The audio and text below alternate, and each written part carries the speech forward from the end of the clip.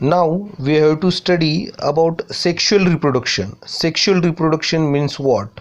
Sexual reproduction always occurs with the help of two germ cells.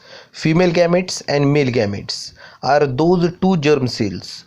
Two main processes occurs in sexual reproduction. First one is gamete formation and second one is fertilization. So sexual reproduction हे दोन germ सेल्सनी occurs होत असतं. याच्यामध्ये female gametes असतात आणि male gametes असतात. First जे काही मेन प्रोसेस आहे ती प्रोसेस आहे gamete formation. Gametes are form by meiosis. In meiosis chromosomes number is reduce to half, hence haploid gametes are form. Gametes formation ही अशी प्रोसेस आहे की जी मिओसिस पद्धतीने राबवली जाते की ज्याच्यामध्ये क्रोमोझोम्स हे रिड्यूस होऊन हाफ होतात आणि हॅप्लॉइड गॅमेट्स हे तयार होत असतात. Second, fertilization. A diploid zygote is form in this process by union of haploid male and female gametes.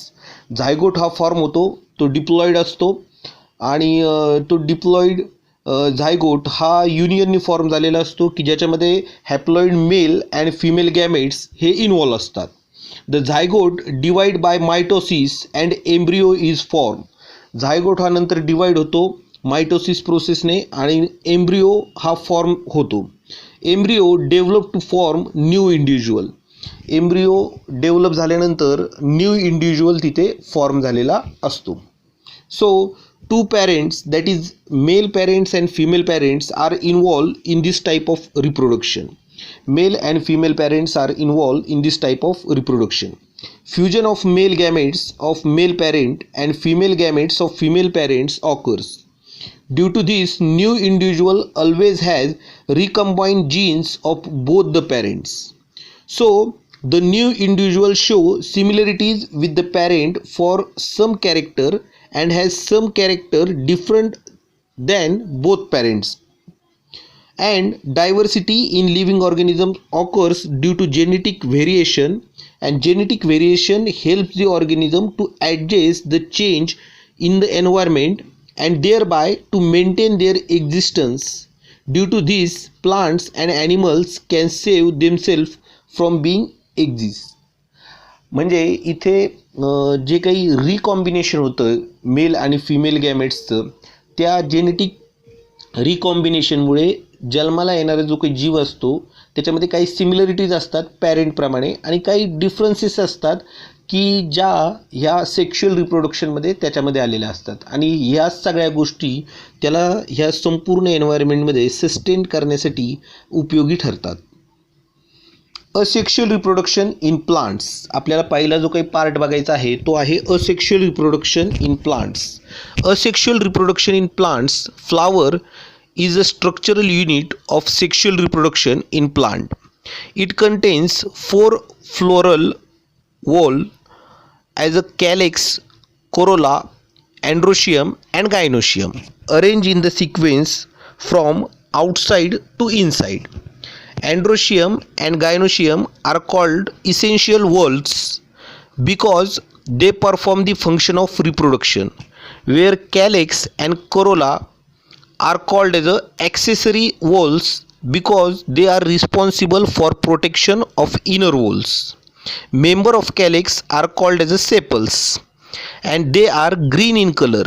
Member of corolla are called as petals and they are variously colored. आता इथे 4 प्रकारचे holes floral holes सांगितलेले आहेत की ज्याच्यामध्ये कॅलेक्स, Corolla, androecium आणि gynoecium हे यांची माहिती आपल्याला घ्यायची. अँड्रोशियम आणि गायनोशियम यांना इसेन्शियल वॉल्स असं म्हटलं जातं. याचं कारण ते रिप्रोडक्शन ही प्रोसेस परफॉर्म करत असतात. त्याचप्रकारे कॅलेक्स आणि करोला यांना ॲक्सेसरी वॉल्स असं म्हटलं जातं कारण की त्यांची रिस्पॉन्सिबिलिटी काय आहे तर प्रोटेक्शन करणं, इनर वॉल्सला प्रोटेक्ट करण्याचं काम ते करत असतात. कॅलेक्स याला सेपल्स असं देखील म्हटलं जातं कारण ते ग्रीन कलर असतो त्यांचा आणि कोरोला यांना पेटल्स असं म्हटलं जातं कारण की ते व्हेरियस कलर्समध्ये अवेलेबल असतात. आता इथे फ्लावरच्या बाबत आपण सेक्शुअल रिप्रोडक्शन हे पाहत असतो. Actually flower is a structural unit of sexual reproduction in plants. So ह्या डायग्रॅममध्ये आपल्याला ह्या सर्व गोष्टी बघायला मिळतात की ज्याच्यामध्ये अँड्रोशियम आहे, अँड्रोशियममध्ये फिलामेंट आणि अँथर दिलेले आहेत. त्याच पद्धतीने गायनोशियम याच्यामध्ये स्टिग्मा, स्टाईल, ओव्हरी यांचा समावेश आहे. कोरोला म्हणजे पेटल्स इथे आपल्याला दिसत आहेत आणि कॅलेक्स म्हणजे सेपल्स इथे दिसत आहेत. तर ह्या चारही गोष्टी, या बेसिक गोष्टी आपण लक्षात ठेवायच्या आहेत. आणि इथे पपया फ्लावरच्या मेल फ्लावर आणि फिमेल फ्लावर यांचीसुद्धा डायग्रॅम आपल्याला बघायला मिळते.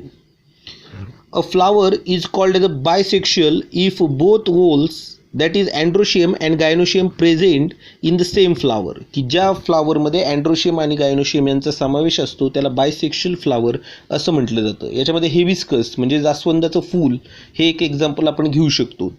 A flower is called the unisexual if any one of holes are present. म्हणजे ज्याच्यामध्ये फक्त एकच होल्स प्रेझेंट असतो त्याला युनिसेक्शुअल फ्लावर असं म्हटलं जातं. अँड्रोशियम ज्याच्यामध्ये प्रेझेंट असतो त्याला मेल फ्लावर म्हटलं जातं आणि गायनोशियम ज्याच्यामध्ये प्रेझेंट असतं त्याला फिमेल फ्लावर असं म्हटलं जातं. इथे पपयाच्या झाडाचं किंवा फ्लावरचं उदाहरण आपण घेऊ शकतो की ज्याच्यामध्ये मेल आणि फिमेल फ्लावर आपल्याला बघायला मिळतात. Many flowers have the stalk for support called as a pedicel. Such flowers are called as a pedicellate, whereas flower without stalk is called as a sessile. So Androecium is a male whorl and its members are called as a stamens. Gynoecium female whorls and its members are called as a carpels.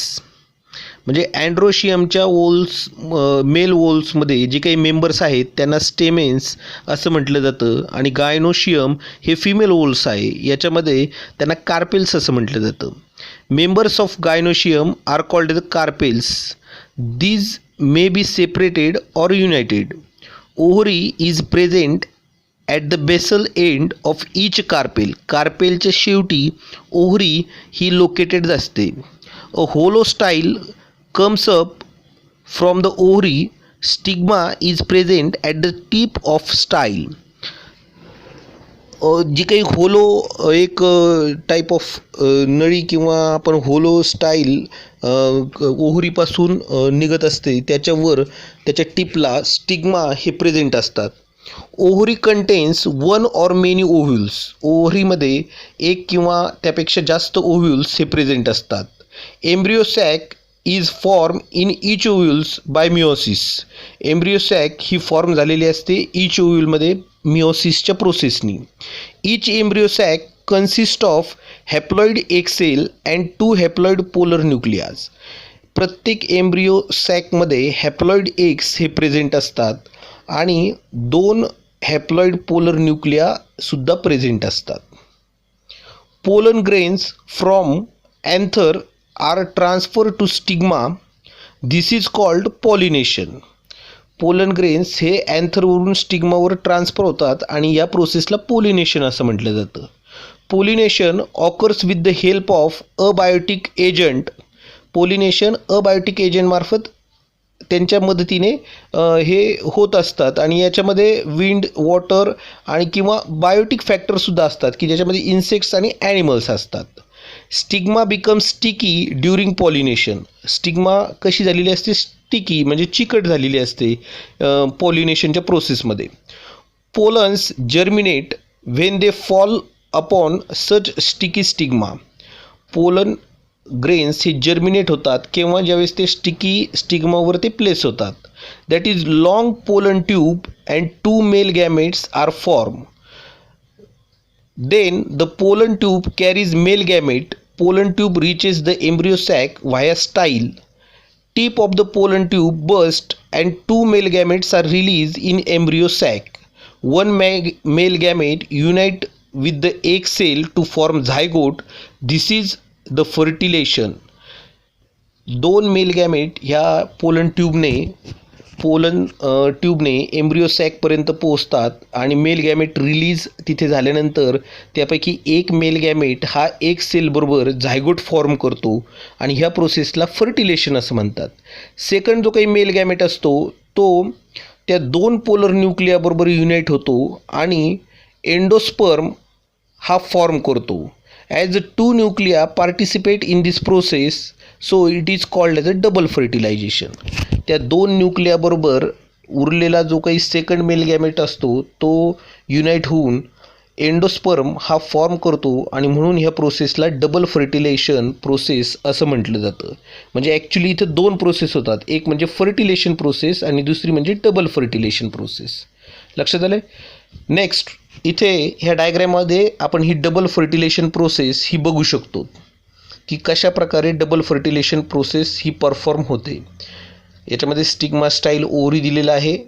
ते male gametes या स्टाईलमधून ओव्ह्यूलपर्यंत पोहोचतात आणि त्यानंतर embryo सॅकमधून ते germinate झाल्यानंतर male gametes आणि embryo सॅकमधील ovules यांच्या बरोबर फर्स्ट मेल गॅमेट हा फर्टिलेशन प्रोसेस दाखवतो आणि सेकंड मेल गॅमेट्स टू न्यूक्लियाबरोबर जर्मिनेट होतो आणि जर्मिनेट झाल्यानंतर एंडिओस्पर्म फॉर्म करतो. First male gamete zygote form करतो एक सेलबरोबर आणि सेकंड मेल गॅमेट टू न्यूक्लियाबरोबर टू पोलर न्यूक्लियाबरोबर एंडोस्पर्म फॉर्म करतो. So that process is called the double fertilisation process.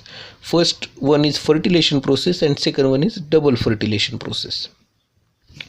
Ovule develop into seed and ovary into fruit after fertilization. Seeds fall upon the ground when fruit breaks up and they germinate in the soil under a favorable condition. Zygote develops.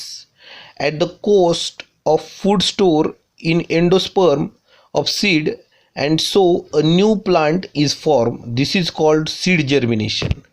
कशा प्रकारे seed germinate होतं आहे त्याबद्दलची माहिती इथे दिलेली की ovule develop झाल्यानंतर त्याचंही डेव्हलपमेंट सीडमध्ये होते आणि ओव्हरीची डेव्हलपमेंट ही फ्रूटमध्ये होते आणि ह्या संपूर्ण म्हणजे फर्टिलेशनच्या प्रोसेसनंतर सीड्स ज्यावेळेस ग्राउंडवर फॉल डाऊन होतात किंवा फ्रूट ब्रेक होते त्यावेळेस जर्मिनेट सीड हे सॉईलमधून घडतात अंडर अ फेवरेबल कंडिशनला आणि झायगोट डेव्हलप होतो आणि या संपूर्ण प्रोसेसला सीड जर्मिनेशन असं म्हटलं जातं की ज्याच्यामध्ये न्यू प्लांट हे फॉर्म होत असतं. So that is the points.